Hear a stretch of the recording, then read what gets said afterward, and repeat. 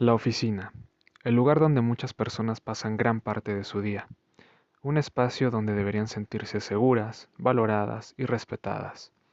Sin embargo, para muchas mujeres el trabajo es también un escenario de violencia y desigualdad. El siguiente reportaje busca abrir los ojos frente a una problemática silenciosa, la violencia de género en el ámbito laboral. Durante los próximos minutos explicaremos su origen, cómo se manifiesta, qué consecuencias tiene y qué podemos hacer para erradicarla. Porque transformar el espacio laboral en un entorno seguro y justo es responsabilidad de todos. ¿Qué es la violencia de género en el trabajo? Cuando hablamos de violencia de género en el ámbito laboral, no solo nos referimos al acoso sexual, que por supuesto es una de sus formas más graves. Nos referimos a cualquier forma de agresión, exclusión o discriminación basada en el género. Puede manifestarse en palabras, gestos, decisiones o actitudes. La violencia puede ser física, verbal, simbólica, económica o psicológica, y muchas veces ocurre de forma tan normalizada que pasa desapercibida. Durante siglos, el mundo laboral fue un espacio exclusivo para los hombres. Las mujeres eran relegadas al hogar sin salario ni derechos.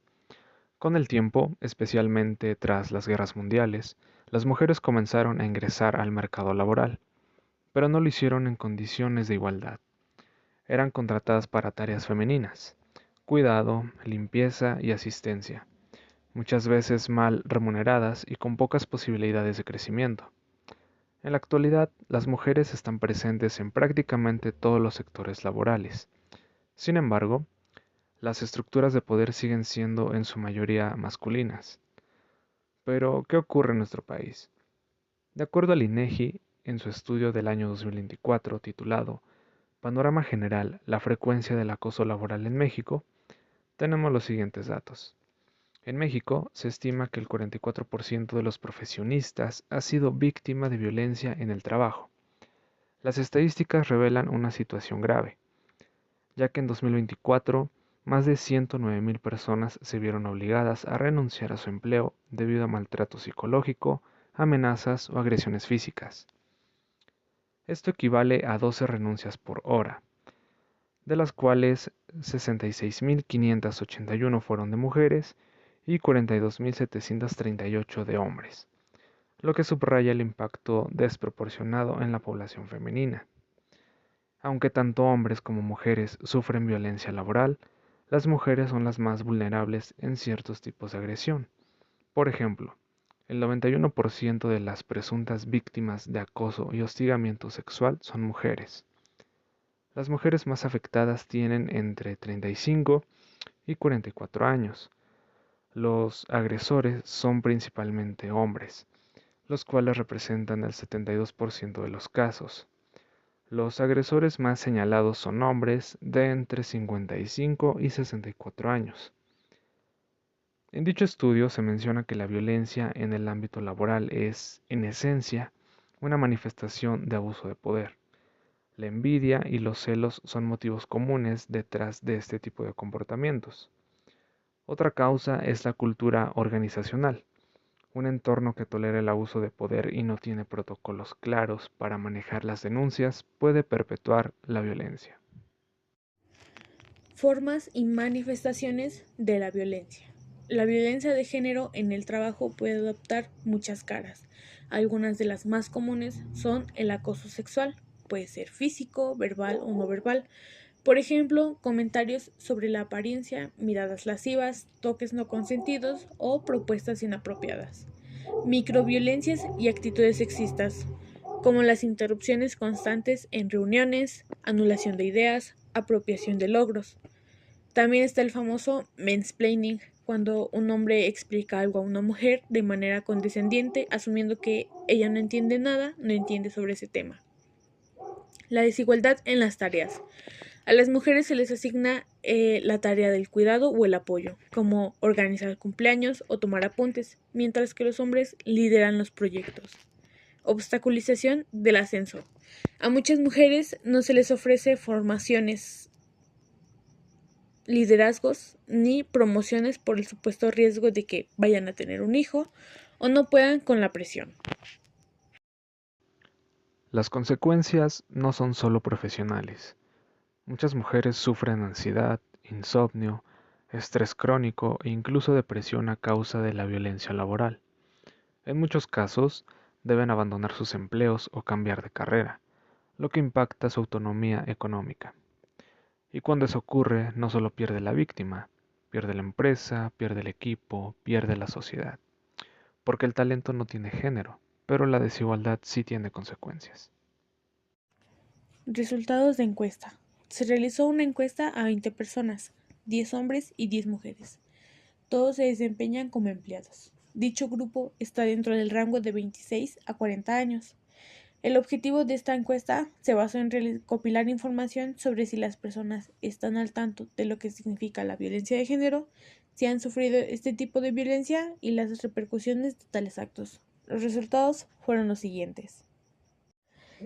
Acerca de la noción del concepto de violencia de género en el ámbito laboral, en general, tanto hombres como mujeres tienen la noción de lo que significa. Sobre la percepción del trato desigual por género en oportunidades laborales, 6 de 10 mujeres consideran que su género ha influido negativamente, 4 de 10 hombres opinan lo mismo. Aunque la percepción de desigualdad afecta a ambos géneros, es más frecuente en mujeres.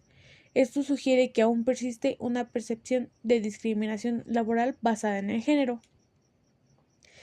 Sobre comentarios, chistes o apodos sexistas, 6 mujeres han sufrido estos comportamientos.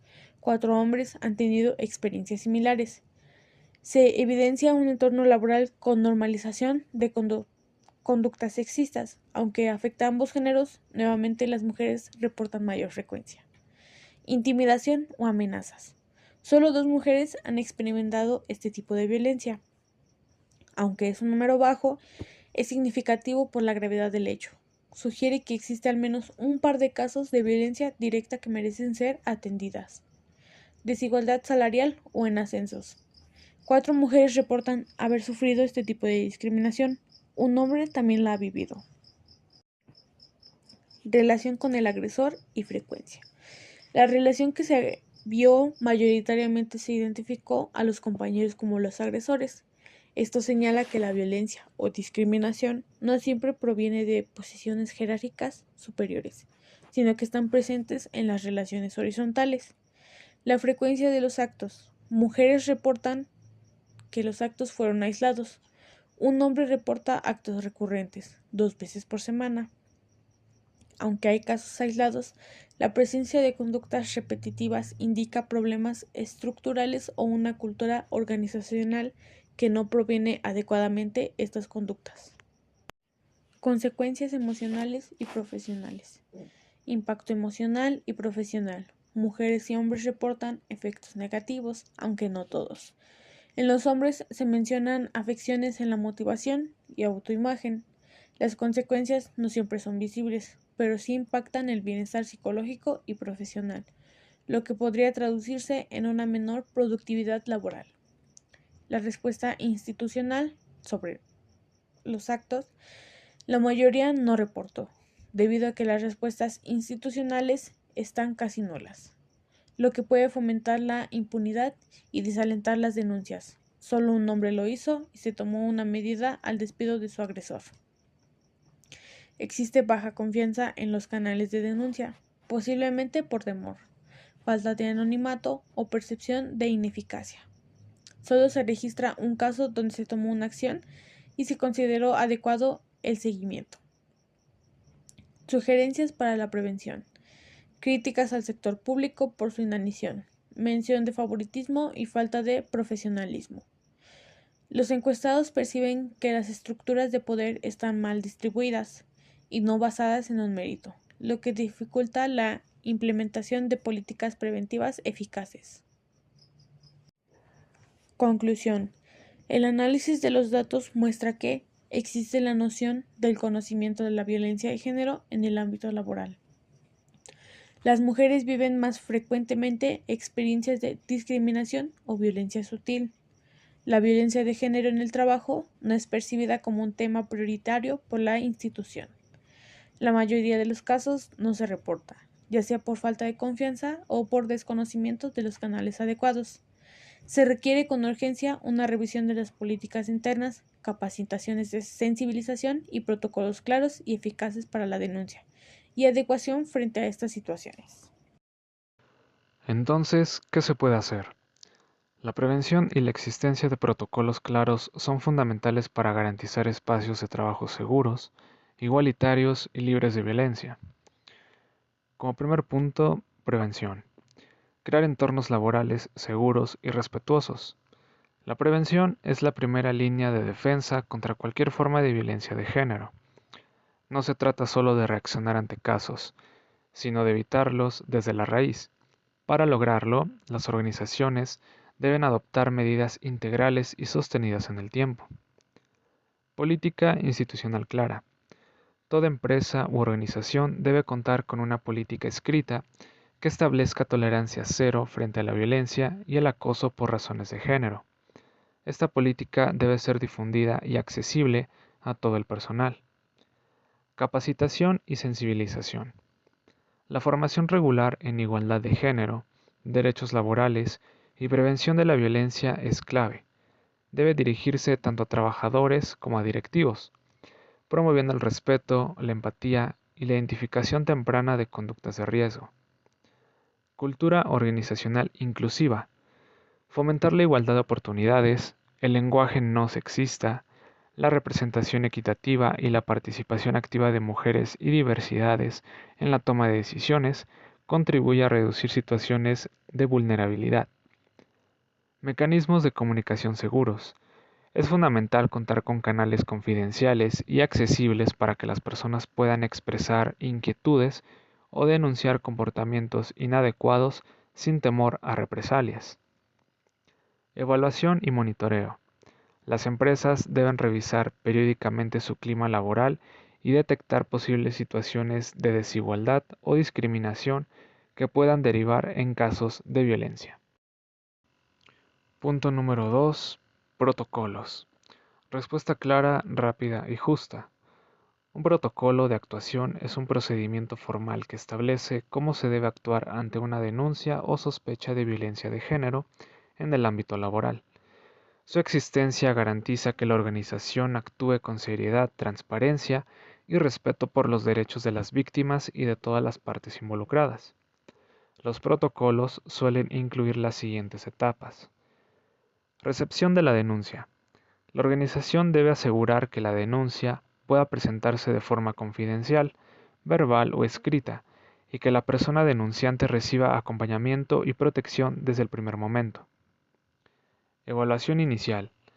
Se realiza una valoración rápida para determinar la gravedad de la situación y activar las medidas de protección necesarias, como cambios temporales en el lugar de trabajo, permisos especiales o asistencia psicológica. Investigación interna. Un equipo designado, preferiblemente con formación en perspectiva de género, lleva a cabo una investigación imparcial y confidencial, recogiendo pruebas, testimonios y documentación pertinente. Medidas de protección y apoyo. A lo largo de todo el proceso, la prioridad es proteger a la víctima. Esto puede incluir asesoría legal, contención emocional, garantías de no represalias y adaptación temporal de tareas o espacios de trabajo. Sanciones y seguimiento. Si se confirma la situación de violencia, deben aplicarse las sanciones correspondientes, de acuerdo con la normativa laboral y penal vigente.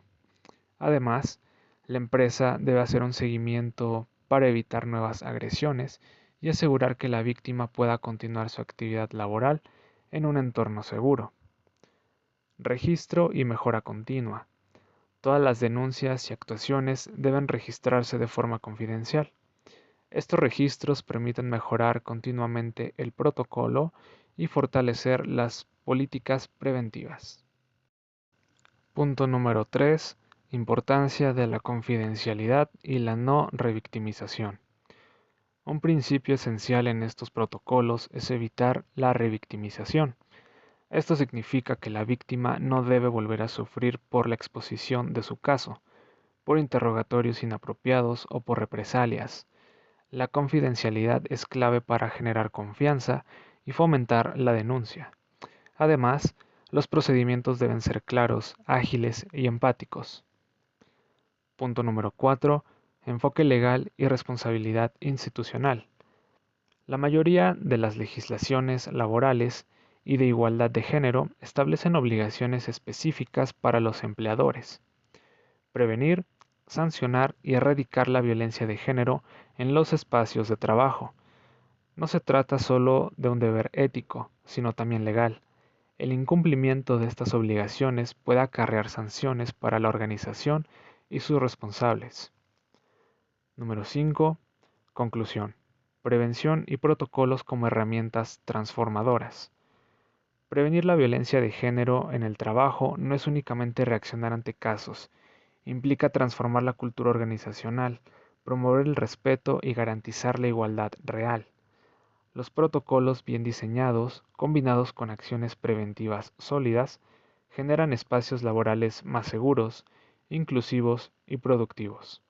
Además, fortalecen la confianza de las y los trabajadores y posicionan a la organización como un entorno responsable y comprometido con los derechos humanos. Conclusión y llamado a la acción. La violencia de género en el trabajo no va a desaparecer sola. Necesitamos compromiso, acción y empatía. Cada comentario, cada actitud, cada elección puede marcar la diferencia entre un entorno hostil y uno digno. No se trata solo de proteger a las víctimas, sino de transformar las estructuras que generan desigualdad, porque un entorno laboral libre de violencia no solo es posible, sino urgente. Gracias por acompañarnos.